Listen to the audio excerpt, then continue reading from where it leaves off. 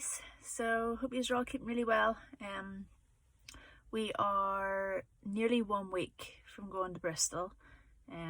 We are up at the hospital. We were up at the hospital yesterday because of the bank holiday, and then today and tomorrow to get his meds, and then the nurses are back out as normal on Monday. So just in case people haven't read the blog, we were told last week that only one of us can go in the air ambulance with Henry. So at first that was a wee bit of a blow. We were kind of a bit freaked out about it and how that would look, but the more we sort of talked about it, it's probably actually just for the best. The other parent thankfully can still come over. It's just a different route of travel, so we were given the option of they fly to London on like a normal flight and then get a taxi from London to Bristol, and then the other option was to get the boat and take our own car over. So straight away we both went London flight, no. It's like way too risky. So we seem to be just going towards the plans for me going in the air ambulance with Henry, and then David getting the boat over and taking this car. So really wanting to focus on the positives. Like, okay, it's the travel time is so short in comparison to the treatment time. So we'll only be apart a wee bit earlier than we planned. But it also means we'll have our own car, and we'll be able to bring over a lot more stuff, a lot more comforts, even some storage supplies like foods and things for the cupboard, just so we're not relying heavily on like a shop as soon as we go over. Now I've been told that we're not to worry about all that. There'll be deliveries, no problem. Now we're not staying in Sam's house anymore, which is where we were before we went over to Oxford and Bristol for the other procedures. So we're staying in Click House now. It's like a bit more of like a Georgian kind of house. It's a wee bit further away from the hospital, maybe about 12-minute walk. Hopefully not a steep hill like Sam's house, because that near killed me. So we're staying there. So whenever I think the plans for the transport and stuff will be arranged this week. I think it was just slightly delayed because of the bank holiday and stuff. So it's looking maybe the best way to do it is, I think, if David gets the boat to Liverpool. Now it's an overnight.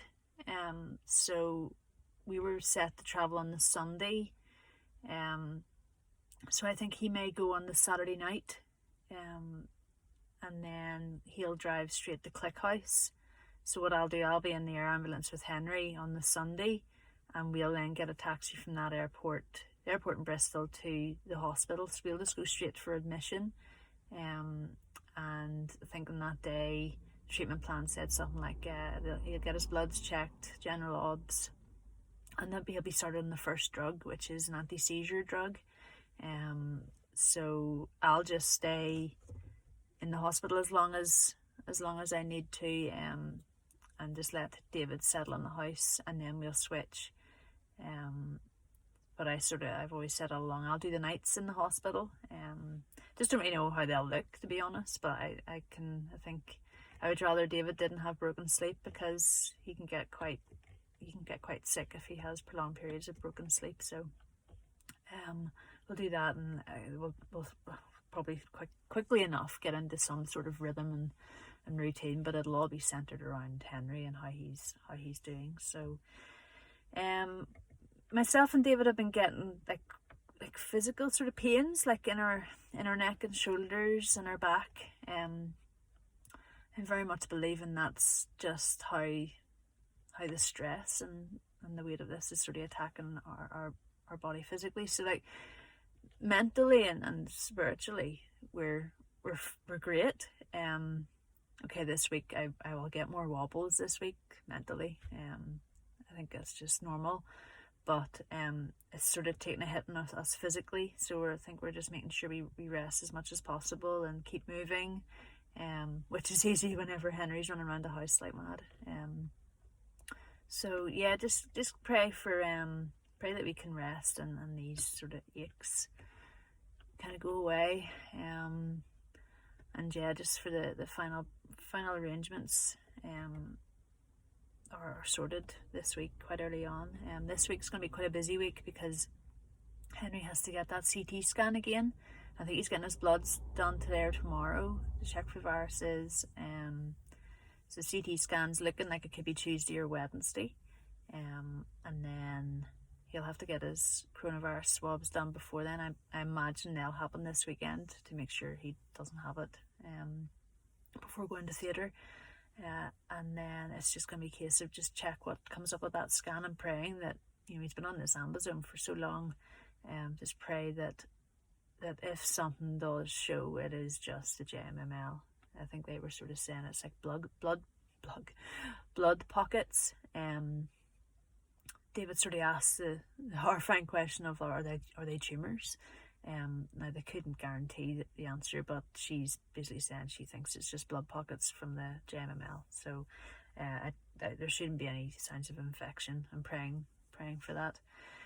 So yeah, it's going to be a busy week, getting everything sorted. It's good that we can actually throw a lot of stuff into the car now, and I'll take sort of the general sort of stuff with us in the air ambulance. But yeah, just keep praying. Keep praying we still feel connected. I think as this week gets quite busy, we'll probably not be in contact with so many people.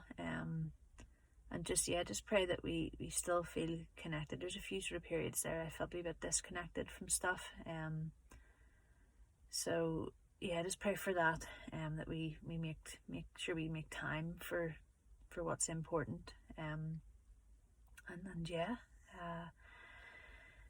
that's pretty much it. I'll try and do blogs this week. It might be a bit busy, but these video updates are a lot quicker, so I'll try and do that and keep you updated with what happens with the scan. And yeah, just keep praying boldly, as we always say. Like I was reading the Dangerous Prayers book by Craig Rochelle, and sort of saying about the power of prayer. Make sure your prayers are like really faith-filled and bold, and sort of reminded of the Psalms. People cry out, with all the emotion. Like I was sort of saying the other day about how I've been sort of getting waves of anger and just feeling generally unsettled. But we can bring all that to God. We can bring all of our emotion. He totally knows it's there before we do, and he knows he can totally handle it, and he can just turn it around like that. So I think if we just make sure we're keeping close to him, and talking these things out and releasing all this sort of negative emotion, but just like it's obvious we would feel it, but just to make sure we don't hold on to it and bury it and pretend to be strong and stuff whenever we're not, because that would destroy us further down the line. So yeah, just I encourage anybody to do that. Obviously everybody's in lockdown, and it can really affect mental health. So just bring all that to God.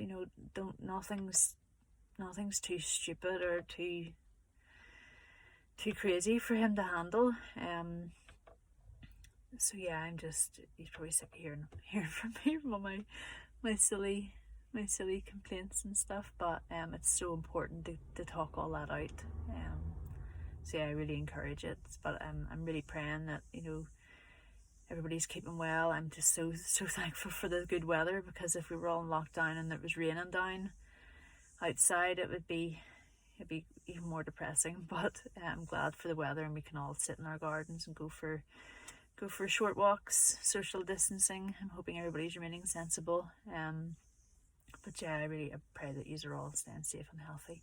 So yeah, I'll keep you all posted. But yeah, in the meantime, just enjoy this weather and stay safe and healthy, and I'll speak to you soon. Take care. Bye.